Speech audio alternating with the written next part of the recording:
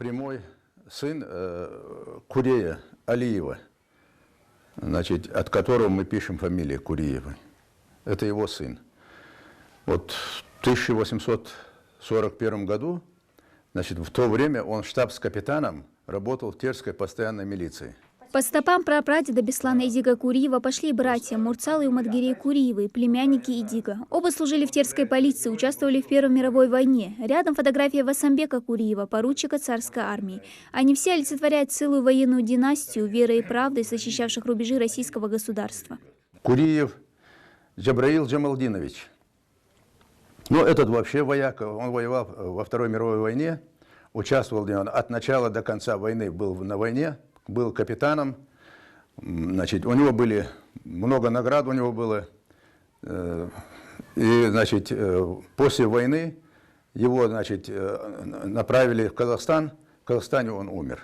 Среди черно-белых снимков, найденных в архивах музеев и семейных альбомах, продолжая плеяду защитников Отечества, хранятся фотографии самого Беслана и его дяди, полковника ФСБ в отставке. Он был первый начальник ГАИ республики у нас. Рассказывая о знаменитых предках и родственниках, чьи подвиги и добросовестное служение своему делу являются для него примером, о себе Беслан говорить не спешит. Не мужское это дело хвалиться, в шутку подмечает он. Но о плодотворной работе в органах правопорядка красноречиво говорит и китель с наградами и дарственные оружия, морской кортик и табельный пистолет. В милиции Беслан служил с 1973 года. Свой военный путь избрал еще 18 лет, после армии. И не было ни одного дня, чтобы пожалел об этом. Даже в самые тяжелые годы становления республики мысль уйти в отставку даже не мелькала в голове. Было сложно работать, потому что не было своего здания, мы ютились в вагончиках, транспорта не было, оргтехники не было. Вот в этих условиях все-таки мы справлялись, работали и справлялись со своей работой, несли службу, где нужно, значит, защищали интересы республики, интересы государства. В 1997 году Беслан переходит в Министерство внутренних дел страны. Через 10 лет он уходит в отставку. Сейчас у него уже взрослые дети, у них свои семьи, а династию защитников Отечества, как и он, продолжают двое из 3 сыновей. Старший полковник ФСБ, средний подполковник МВД. Я им наставление я им давал одно: служите добросовестно. Служите добросовестно, служите Родине, служите отчизну, служите своему народу. Вот. А служба, конечно, она нелегкая. Но я не против, даже если мои внуки пойдут по этой службе, по этой, значит, линии. Все свободное время Беслан проводит с внуками, а их у него 19. Дети средней дочери живут с ним в одном большом доме. Все хорошо учатся, а 8-летний Магомед, вдохновленный своим дядей, уже сейчас мечтает связать свою жизнь с военной стезей. Я хочу стать генералом ФСБ, ловить шпионов, как мой дядя Хазыр. Целую династию офицеров воспитывает и в семье Базгиевых. Еще задолго до начала Великой Отечественной дедушка Алихана Базгиева, Сасламбек, участвовавший во многих боевых сражениях гражданской войны, уделял особое внимание воспитанию своих сыновей. Сасламбек приложил все усилия, чтобы его дети освоили военную профессию и продолжили дело отца. В конечном итоге оба его сына стали кадровыми офицерами, а в 1940-м отправились на фронт защищать родину. Впрочем, в семье Базгиевых, участников Великой Отечественной войны, аж 5 человек. Второй, младший его брат, мой дядя Уматкирей Сасламбекович Базгиев, и ихний дядя, дедушкин брат младший, Мажит Саитович. Вот они на фотографии все трое. Потом идут Дявичи Конгиш.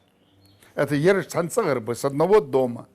Идут дяди, дедушки, брата, сыновья. Вот Магомед Базгиев и Артаган.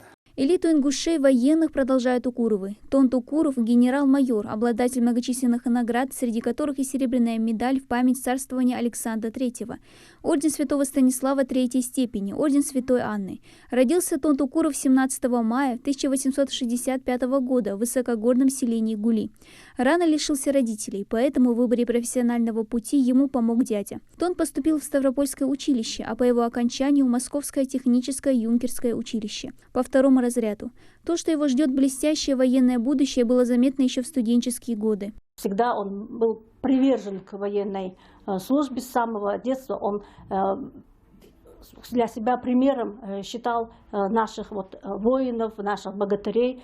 И вот на этом на этом патриотическом, можно сказать, поприще из него вырос и офицер, и генерал. По стопам знаменитого прадеда пошел генерал-лейтенант Хаджибекар Укуров. За его плечами 3 военных и 2 гражданских вуза, в том числе Академия Генерального штаба России. А в 2009-м Укуров получил назначение начальника военной академии военно-космической обороны имени маршала Советского Союза Георгия Жукова. Удостоен многих военных и гражданских наград. Указом президента России был награжден медалью ордена за заслуги перед Отечеством 2-й степени, многими ведомственными военными наградами. У нас есть соответствующий долг перед Всевышним, перед родителями, окружающими, друзьями, перед республикой, нацией и государством. В списке генералов и семья Султыговых. Магомеду Султыгову, генерал-лейтенанту, в этом году исполнилось 76 лет. В своей карьере он прошел весь путь военной службы, занимал высокие должности, в том числе заместителя руководителя Академии войск ПВО России и главного федерального инспектора в Южном федеральном округе. Военную карьеру выбрал и его сын, тоже генерал-лейтенант Руслан Султыгов, с отличием окончивший Киевское Суворовское военное училище.